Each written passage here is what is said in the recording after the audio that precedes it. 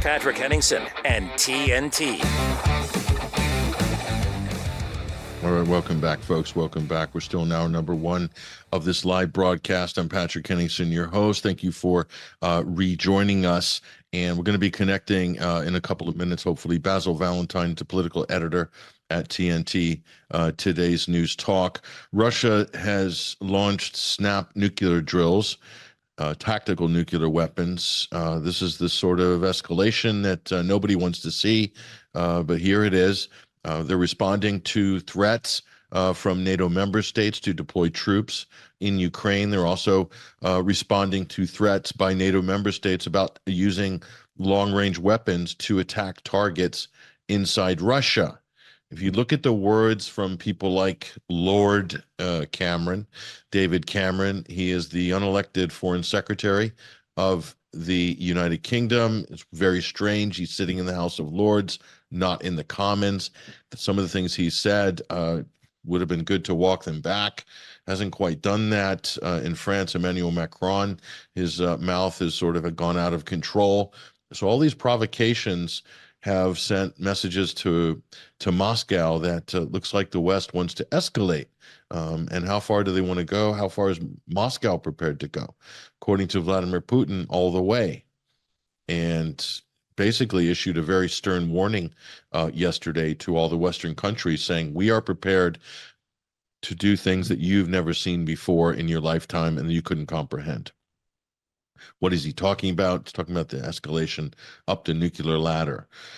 So he's ordered snap exercises for tactical nuclear weapons in the southern military district in the country of Belarus as well, which borders Ukraine, and in drills as well in the southern Russian region as well. They intend, as a warning to the U.S. and their allies, to escalate, do not escalate the Ukraine conflict any further.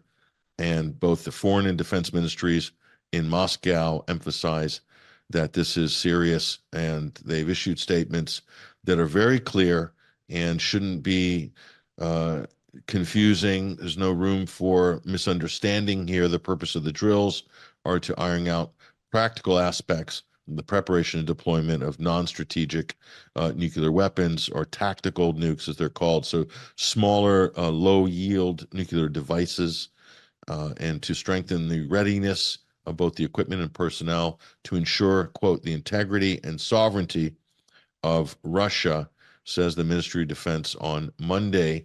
And the exercises are going to take place in these various regions, southern military districts, which directly border Ukraine, headquarters in Rostov-on-Don. I've been there, actually, in the smallest of the military districts, including Crimea, and also in the Caucasus, other Rostov regions, Volgograd and Krasnodar, also the Donetsk People's Republic, Lugansk People's Republic, Kherson, and Zaporizhia regions. These are called the new regions in the Donbass, right under the Russian Federation banner at the moment. So listen, ladies and gentlemen, what does this mean in terms of the potential for kind of a new Cuban Missile Crisis? I think we're heading for the need for some kind of major summit on this. We're talking about warheads with yields measured in kilotons that are maybe somewhat comparable, much smaller, in fact, than what was used by the U.S. against the Japanese in Hiroshima and Nagasaki. But, you know, something around that range. Obviously, today's strategic nuclear weapons are much more powerful in terms of yield, but you could call them tactical nuclear weapons now. If you take the old models, that'd be equivalent in terms of yield. A tactical nuclear weapon intended for battlefield targets, whether they're field formations or hardened combat positions. It's devastating any way you cut it, but you know what's going to happen if we go down this road. The world's going to go into security lockdown. Security lockdown. Borders will be shut. Planes will be grounded.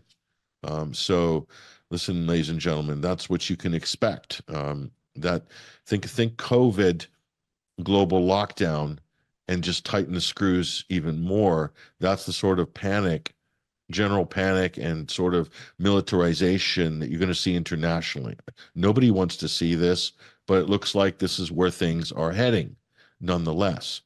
So in terms of Russia's ability to deliver tactical nuclear weapons, we're talking about a whole array of various ballistic missiles, cruise missiles, Kinshal missiles, hypersonic missiles, and a number of different aircraft modifications that are able to deliver these. And you're talking about Russian Air Force with thousands of combat-ready planes, thousands, okay? So this is not like the F-35 program that the United States is running, where only 1 out of 5 of the planes are actually combat ready. Russia has plenty of aircraft, okay? Now, this is going to be strategically a major problem for Europe, and it's going to take NATO and Europe probably the better part of a decade to get anywhere near a strong enough position to be able to provide countermeasures or defense measures for this. Russia has a huge advantage already against Europe, full stop. But does the United States, speaking for its NATO members, do they want to go that route? That's the question. So we're going to obviously pick this story up later. In the meantime, I want to welcome onto the program TNT's political editor, Basil Valentine's joining us on the live link right now. Basil, how are you? Well, thank you, Patrick. Great to be with you. And hello to our viewers and listeners all around the world. It's great to see you as well. I thought you're in Washington. Are you in Washington, D.C. right now? Oh, I get around a lot, Patrick. I Yes. know you do. I know you do. You're putting some air miles on these days, Mr. Valentine. Basil, what do you think right now? I mean, how are you looking at this situation in the Middle East? I mean, Netanyahu completely out of control. Nobody's even trying to restrain the Israelis at this point. They seem to have negotiated a green light. That's what it looks like, a green light to invade Rafah. What's the latest there? Is there an actual invasion, or are they just bombing it right now, threatening to invade? What do you think? This is the tensest standoff, the edgiest knife edge you could possibly imagine, with full-scale ground invasion imminent. The threat of it is bad enough.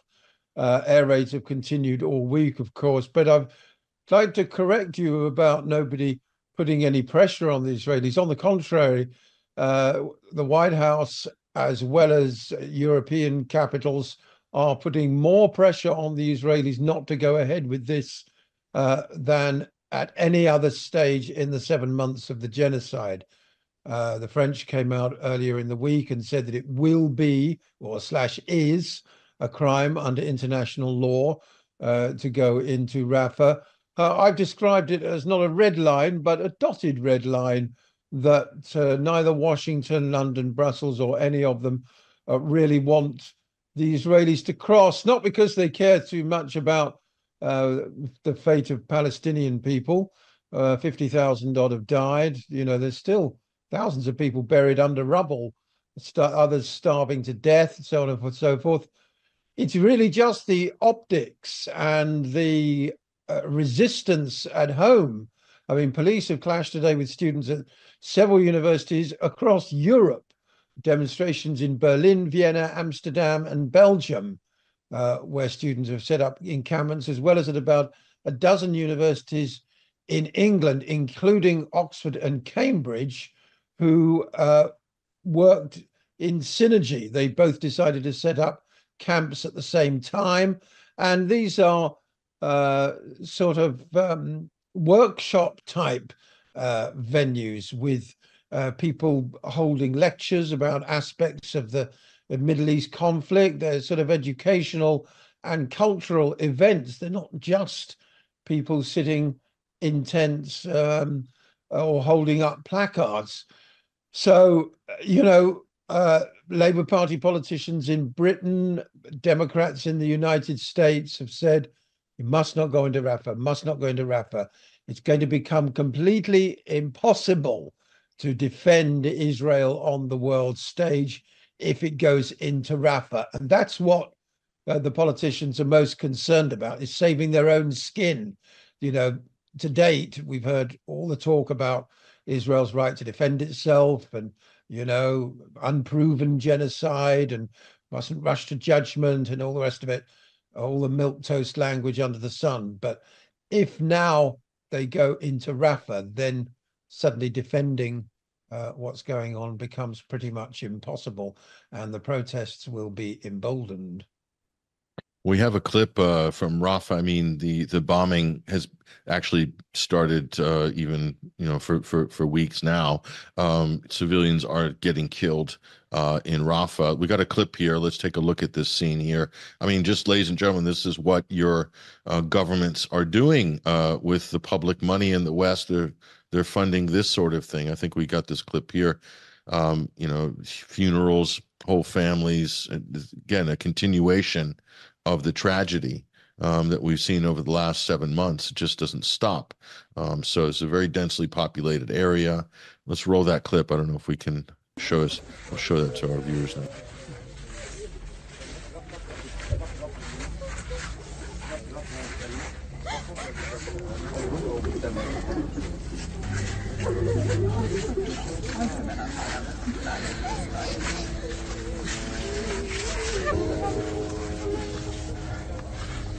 واجعل أولادي في الفردوس الأعلى يا رب العالمين يا رب تقبلهم يا الله يا رب جبرك يا رب يا رب جبرك يا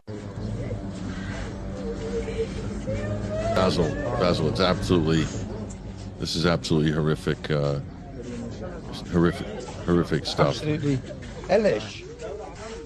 What has happened today is that the Israelis took control of the Gaza side of the Rafah crossing into Egypt, sealing it off, meaning that no aid can get through. This prompted UN Secretary General Antonio Guterres to warn that Gaza risks completely running out of fuel tonight after that crossing was closed. He appealed for both parties to show political courage and spare no effort to secure an agreement to stop the bloodshed, free the hostages, and to help stabilize the region. Of course, over the last 36 hours, Hamas accepted the peace deal that was described as very generous by David Cameron and Tony Blinken, only for Netanyahu to then turn around and say, oh, actually, we're withdrawing it. We don't want to be a party to it, which, of course, led people to say that the Israelis were acting in bad faith in the first place, that they'd presented a deal that they didn't think Hamas could accept. And then when Hamas did accept it, they changed their minds about it. Of course, Netanyahu is between a rock and a very hard place of his own making. Smotrich and other hardliners in the cabinet will destroy his fragile coalition if he doesn't pursue Hamas until the last fighter and his son have all been killed, literally. So this sort of exterminationist nature of the hardline Israeli agenda makes any kind of compromise extremely difficult. Yes, yeah. So you have to keep the war going in order to stay in power. And if, he would be thrown out, basically his whole coalition would collapse. But if he keeps going with the war, international support, Israel's standing in the international community, it goes lower and lower, sinks lower and lower. So there is really no good path. They've locked themselves into a political and geopolitical death spiral. This is the only way to absolutely. I mean, it. even an ardent Zionist, conservative, Labour Friends of Israel, a minister like Andrew Mitchell, who is the deputy foreign minister, he's David Cameron's number 2. He said that a military offensive on the city of Rafah would break international humanitarian law and would not lead to the eradication of Hamas. But the key point is this: what are the consequences if they do it? These countries, Britain, America, Germany, warning about that this is a break in international law, but they're not threatening to withhold arms. They're not actually doing anything about it. I think the language Sunak used, British Prime Minister, was that he was deeply concerned. I mean, the language isn't nearly, that we sit here in public anyway, isn't nearly strong enough, Patrick. But We do know that, nevertheless, behind the scenes, the reason why a full-scale invasion hasn't gone on today is because pressure is being applied to hold back, because, of course, 600,000 children in Rafah with absolutely nowhere to go. How about the labor leader, Kier Starmer? Has he brought himself to condemn the actions of the Israeli occupation forces yet, or is that just a bridge too far, or has he given us a "I'm deeply concerned" line as well, or he's a bit shaky on this issue, isn't he? Yeah, he's used slightly stronger language and been more critical of Israel than at any point so far. An Israeli offensive in Rafah must not go ahead, he warned. I shouldn't think Netanyahu or Smotrich or Yoav Gallant or any of them are paying any attention whatsoever to what Kier Starmer says.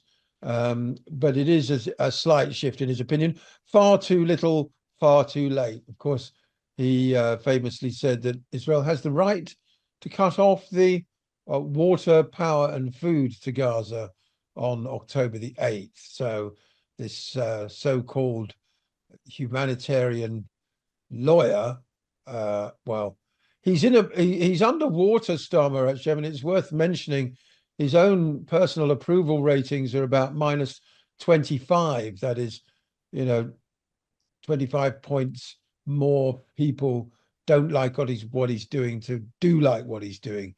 It's about sort of 60-35. 60 people disapprove of his job, about 35 approve.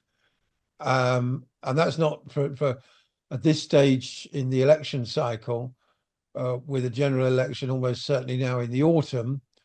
That's not a very good position for the leader of the opposition.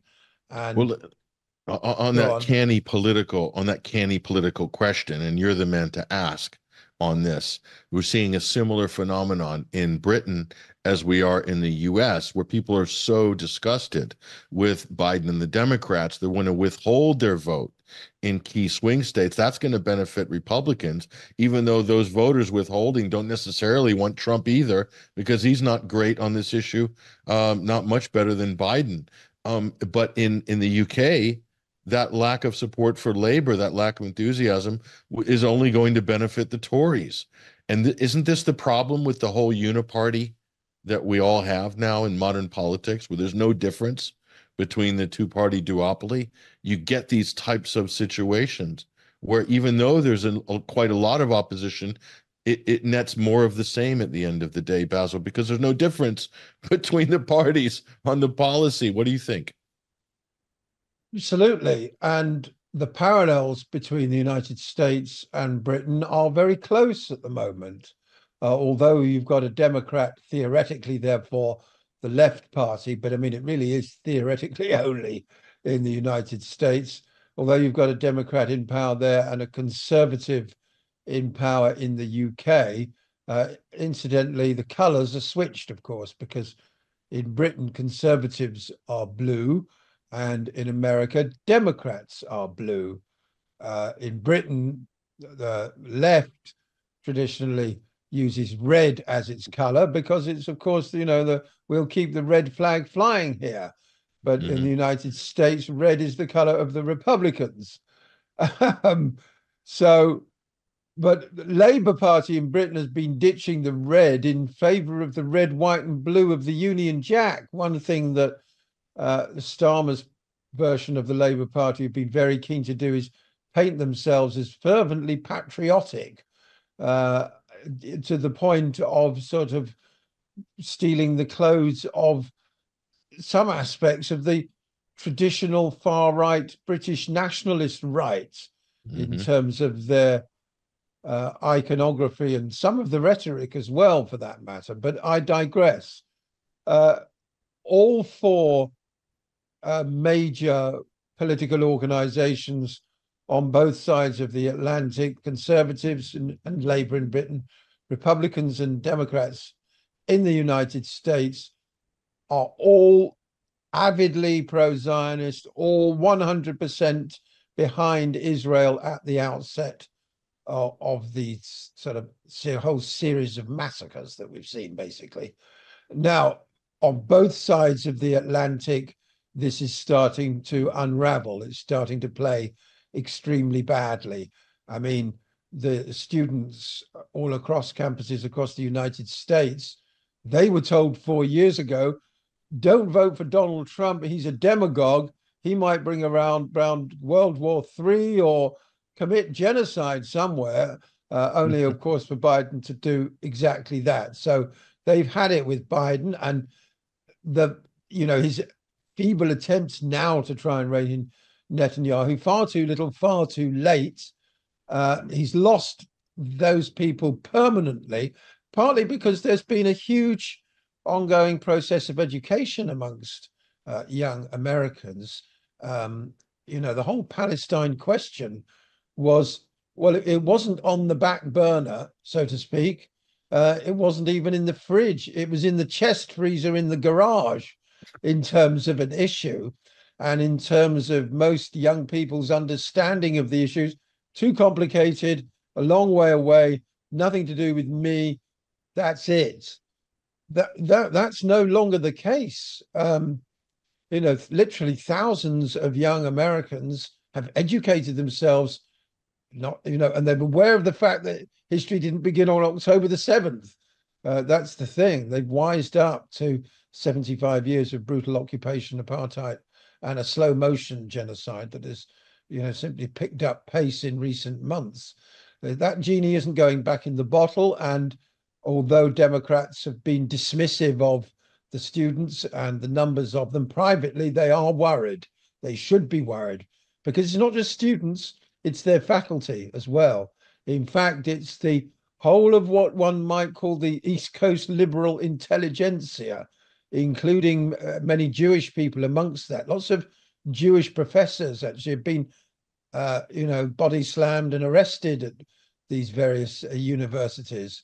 So in spite of the attempts to paint everybody protesting as a fanatical Hamas supporter, I mean, there's been some really ludicrous stuff coming from the likes of Tom Cotton and other airheads on Capitol Hill about how it was Dershowitz as well, Alan Dershowitz, saying that this was a breeding ground for future terrorists. People protesting against genocide are tomorrow's terrorists. I mean, really bizarro, off-the-wall stuff, but that's the kind of idiotic position that people defending what's going on have been driven to. So, yes, back to the electoral politics of it. Biden's going to lose a big chunk of his support. I mean, I would say possibly up to 20% of those who voted Biden last time. And let's remember, it's highly doubtful whether he actually won the last election. But a good 20% of those who voted Biden last time won't be doing so this time because of the war. Jill Stein has been surging. Cornel West is still in the race. Of course, you've got Bobby Kennedy. There's no difference between him and Biden or Trump on Israel, but he will also eat into Biden's votes. So he will. The White House is in a desperate situation when it comes to November. On this side of the pond, it's a different story. People are withholding their votes from the Conservatives, whose support absolutely cratered last week at the local election. So they lost more than half their seats, and on a national projection would get about 27% of the vote at a general election. But Conservative voters simply stayed at home, which they are inclined to do. They did so in 1991, famously, when John Major was Prime Minister. And it's a very similar result, but the Conservatives managed to hang on to Westminster and Wandsworth councils on that occasion. And because the results weren't quite as bad as expected, John Major hung on and, of course, went on to win the 92 general election, beating Neil Kinnock.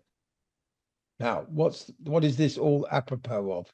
I'll get there. Basically, Labour made ground, but it also lost out heavily to Greens, the Green Party, the Workers' Party of Great Britain, Independents, and even residents' association candidates, people voting for anything other than the two main parties, basically. The two main parties got their lowest, added together, got their lowest total share of the vote in a national election in Britain for decades. Liberal Democrats went up from single figures to 16 points nationally, and 24% of the UK electorate in these local elections voted for parties other than the big three. 24% voted Workers, Green, Independent, Residents Association, whatever. That's a big chunk. It's a quarter. So where this leaves us in terms of, as you know, Patrick, I like to sometimes have a small financial interest in the outcome of upcoming elections. And that's that I think the Labour voters, Conservative voters who stayed at home last week, they will come out, they'll hold their noses and they'll vote Conservative at the general election. They always do, in order to keep Labour out of power. They may lose, the Tories will lose seats, but according to the betting exchanges, people think they'll lose over 200 seats. That's not going to happen. No way is that going to happen. That's not going to happen. The projection from last week's results is a hung parliament in Britain, which is the best thing that could possibly happen, frankly. No overall majority. That would be marvellous. And what would that result in? Some kind of a believe it or not, late night conferencing and coalition, horse trading, all that. But see if you can guess who the coalition would be between. I mean, this is the word on the street that over the last 48 hours. See if you can go. Who would go with who? You've got Labour, Conservative. You know the Liberal Democrats. They're a bit left on some things, but a bit bonkers on others.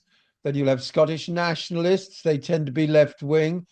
Northern Ireland unionists, who are more conservative than the Conservatives. There might even be a few Reform MPs and a few more Workers GB. Okay. Well, we had a Liberal Democrat Conservative coalition for 5 years with Nick Clegg and David Cameron, remember? So you would think that the Liberals, who traditionally sat in the middle between Conservative and Labour, and were in a coalition with the Labour Party in the 1970s, the Lib Lab Pact, the last days of Jim Callaghan's government. But no, people are talking about a Labour Conservative coalition. That's how much of a uniparty we have in Britain, Patrick. People are talking in the event of a hung parliament about the possibility of a Labour Conservative coalition. I mean, what more do you need to know? What's that going to be? Grant Shapps as the Conservative leader, and maybe Kier Starmer. I mean, what kind of a circus is that going to look like? I mean, honestly, it's totally interchangeable at this point. They are totally interchangeable at this point. Darren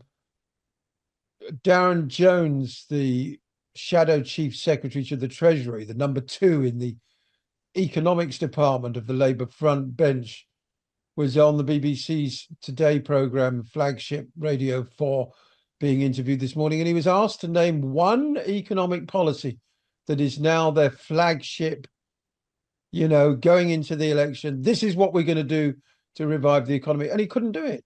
They don't have any policies.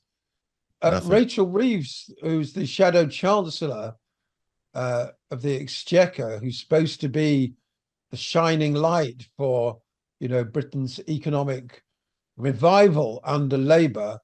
This is how Orwellian things have got. And you can tell that both she and Darren Jones on the radio this morning had been given these buzzwords by the PR men. She said, stability is change because we've had chaos. That's literally the argument, Patrick. If the Labour Party simply brings stability and doesn't change anything, that in itself is a change from the chaos of the Tories. So all they're really trying to do is paint the Tories over the last 5 years as chaotic, claim that they will be more responsible, better guardians and all the rest of it of public finances, and that just simply better husbandry in and of itself, that represents change. Do you get it? So nothing new, no new policies for growth, no new reforms of the tax system, nothing to improve the lives of ordinary working people. Just the other lot were incompetent at neoliberalism. We're going to be more competent at it. That's the change. Unbelievable. Unbelievable. So not good for the voters, Basil. It's not good for democracy. Certainly there's not much on offer there other than the status quo. So vote for the smaller parties. And the smaller parties which are surging. It's as simple as that. Now, it's very difficult in Britain with the first past the post system. You've got to get all your votes concentrated in a geographical area. But as a for example, the Green Party, for all their climate hysteria, they do have some very sensible other positions, particularly on the Middle East. Needless to say, because they are sensible on the Middle East, all the usual smears and accusations are starting to be leveled at them. But they took far and away the most seats on Bristol City Council. Wow. Bristol, a bit like Brighton. Brighton has a Green MP. The Greens are targeting several seats in Bristol, which they stand every chance of winning. So it may be a case of death by 1,000 cuts for the big parties. Could be a harbinger. Could be a harbinger for the general. Could be a harbinger for the general. Very interesting. Basil Valentine, political editor here at TNT, Today's News Talk. Appreciate you joining us this week. Welcome to the program as I'm host. Thank you for filling in for me as well for the last couple of weeks. You did a smashing job, Basil. Thank you. See you again very soon. There he goes, ladies and gentlemen. That is Basil Valentine, still trying to connect our Middle East man on the ground. Top of the hour news headlines coming up, and we'll do more on the other side. Stay with us.